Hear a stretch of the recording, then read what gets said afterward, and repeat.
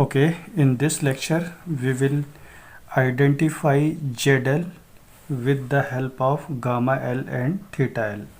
तो रिकॉल करिए कि गामा L कैसा क्वांटिटी है, कॉम्प्लेक्स नंबर है। कॉम्प्लेक्स नंबर को हम पोलर फॉर्म पे लिख सकते हैं। तो पोलर फॉर्म इसका क्या है, mod gamma L e power i theta L. E power i theta L को क्या लिख सकते हैं, cos theta L plus i times of sine theta L.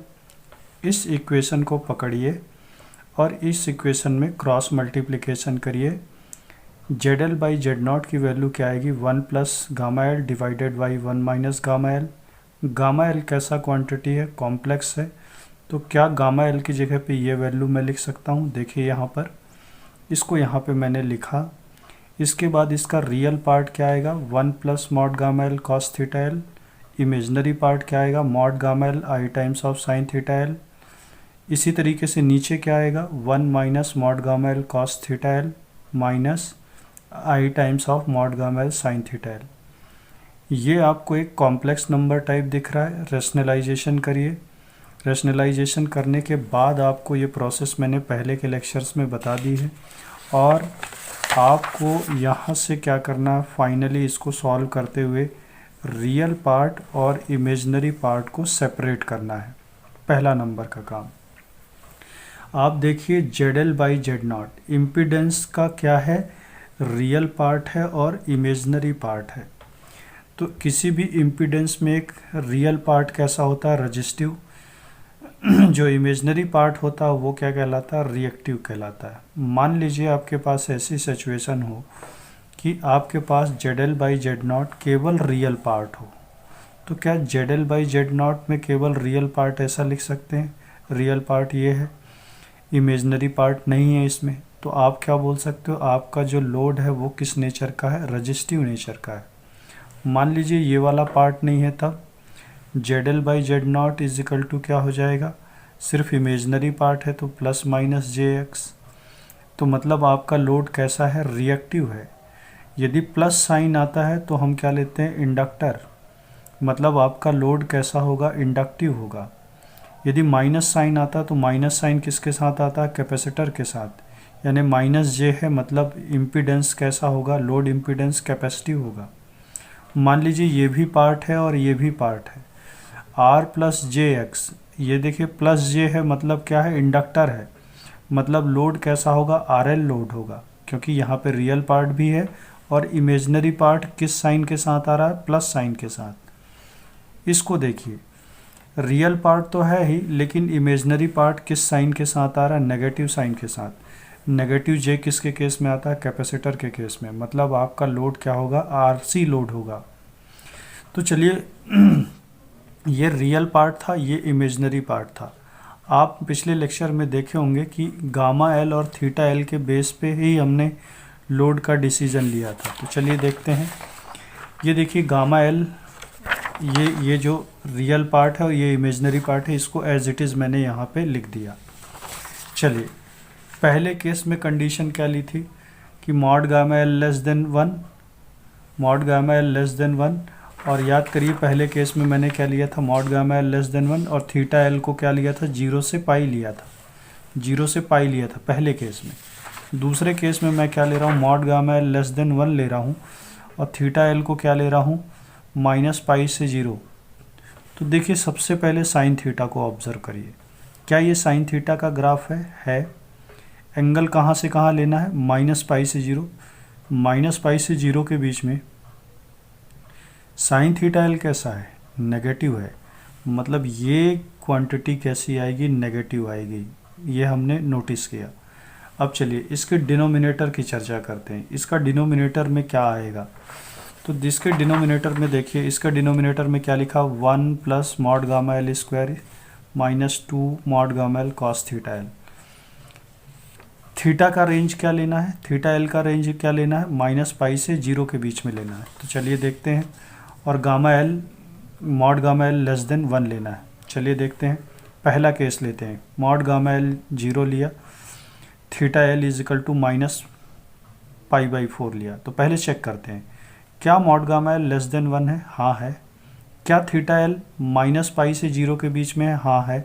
चलिए इन दोनों वैल्यूज़ को रखते हैं 1 प्लस 0 का square minus 2 mod gamma L की वैल्यू 0 है, कॉस माइनस पाई बाई 4।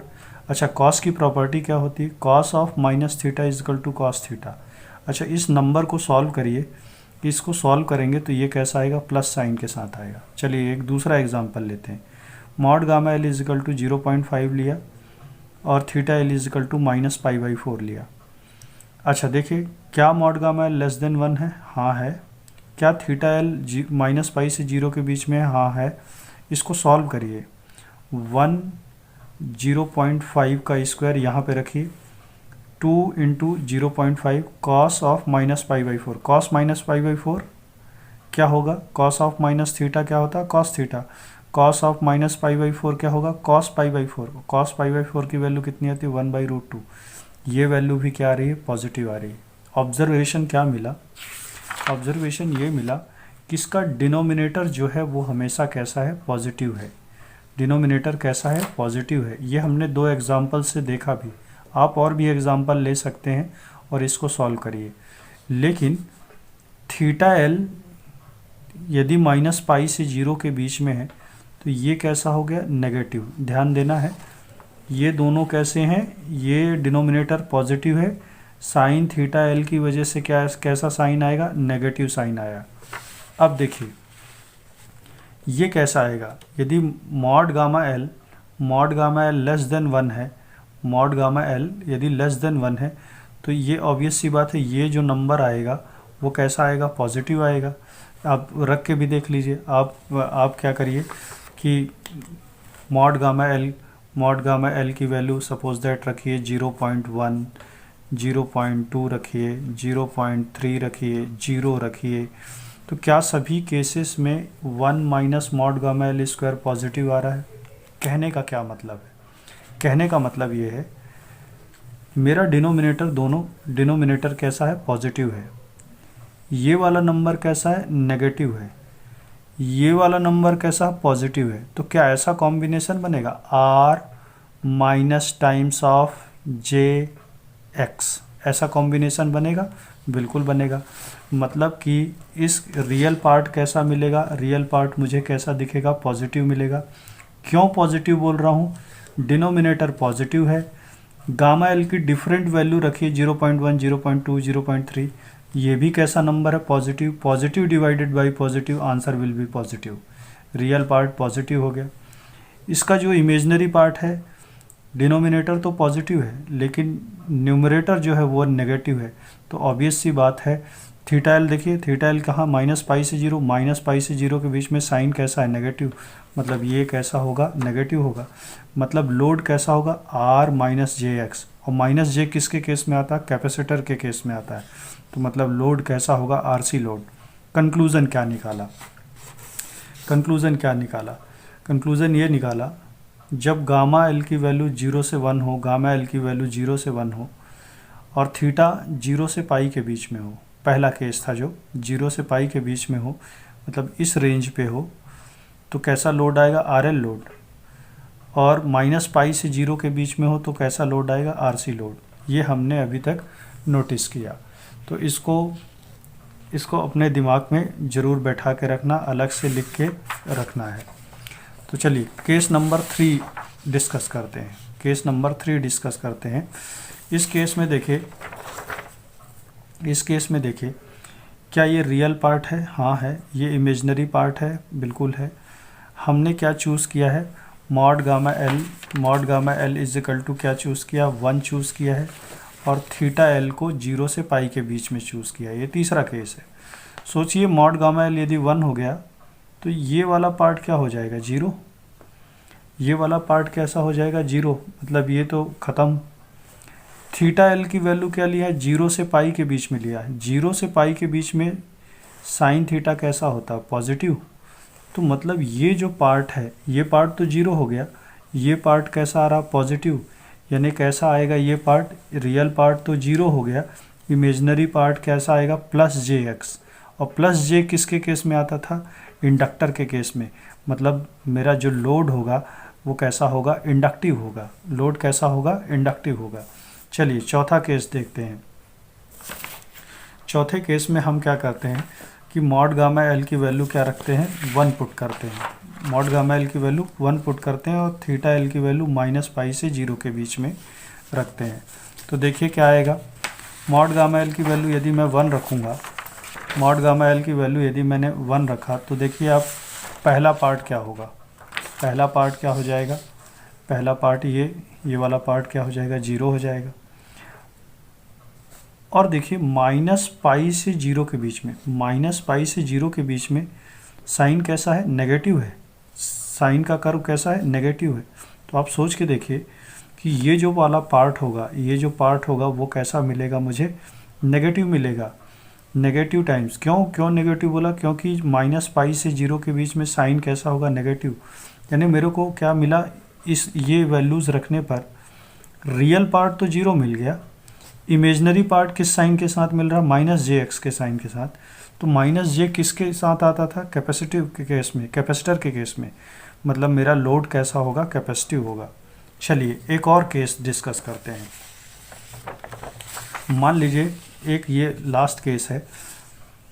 इस केस पे देखिए गामा एल की वैल्यू 0 पुट करिए और थीटा की कोई भी वैल्यू पुट कर दीजिए। गामा एल की वैल्यू, मॉड गामा एल की वैल्यू 0 पुट किया तो 1 - 0 स्क्वायर, ये तो 1 बचा ऊपर, ये भी 0 हो जाएगा, ये भी 0 हो जाएगा। 1 डिवाइडेड बाई 1 यहाँ पे बचेगा, आप रखिए 0 रखिए, 0 0 यहाँ पे भी 0, तो 1 डिवाइडेड बाई 1।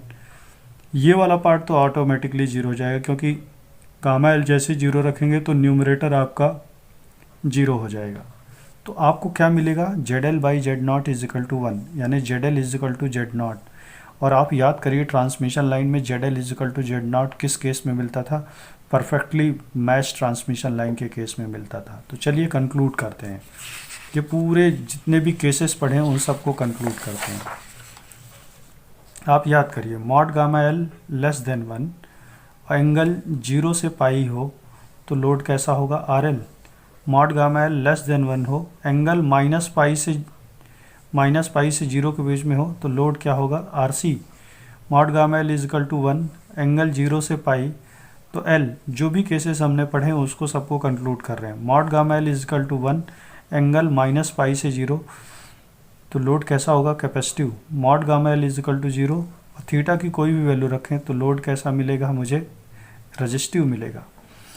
तो हमने क्या कंक्लूड किया कि हमें ये समझ में आया कि लोड का सिलेक्शन, लोड को हम कैसे आइडेंटिफाई करते हैं with the help of mod gamma L and theta L. आपने ये चीज़ देखा होगा कि इस इक्वेशन की एनालिसिस, अच्छी खासी एनालिसिस रिक्वायर्ड है in to understand the nature of load. तो आप एक बार एक काम करिए, एक बार इन इक्वेशंस को फिर से देखिए, अपने से सॉल्व करिए, लिखिए, तो आपको ये सभी चीज़ें समझ में आ जाएगी। ये टेबुलेटेड फॉर्म है, देख लीजिए। मॉड गामा एल आपको याद करने का तरीका क्या है, पहले दो केसेस मॉड गामा एल <1 लीजिए, 0 से π हो तो देखिए RL लोड आता है, 0 से π में RL लोड, -π से 0 में RC load. Mod gamma L दोनों केसेस में 1 लिए, पहले केस में एंगल 0 से π लिए, दूसरे केस में -π से 0 लिए। मॉड गामा एल यदि 1 आया तो यहाँ पे लोड कैसा आ रहा, इंडक्टिव। देखिए इसमें 0 से π में क्या आ रहा था, RL आ रहा था। इस केस में R हट गया है, इस केस में R हट गया, C आ गया, और गामा एल की वैल्यू 0 है तो केवल कैसा होगा, रेजिस्टिव पार्ट होगा। तो इसको एक बार आप फिर से अच्छे से देखिए, जितने गामा एल और थीटा एल वाले केसेस बताए हैं फिर से उसको एनालाइज करिए, लिखिए, प्रैक्टिस करिए, तभी ये सब चीज़ें बनेगी, अदरवाइज़ ये सब चीज़ें भूल जाएंगी। तो एक बार खुद की एनालिसिस करिए, आपको ज़रूर बनेगा। तो if you like this lecture then please like, subscribe and share it. Thank you very much.